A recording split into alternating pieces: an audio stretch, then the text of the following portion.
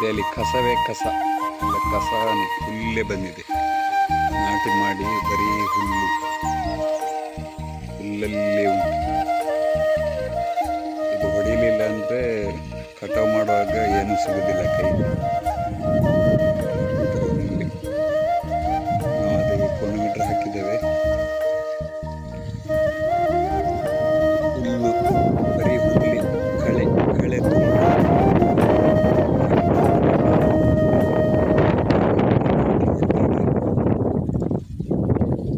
ಕಳೆ ತುಂಬಿ ಹೋಗಿತ್ತು. ಈಗ ಕೋನೋಮೀಟರ್ ಹಾಕಿದಾಗ ಈ ಥರ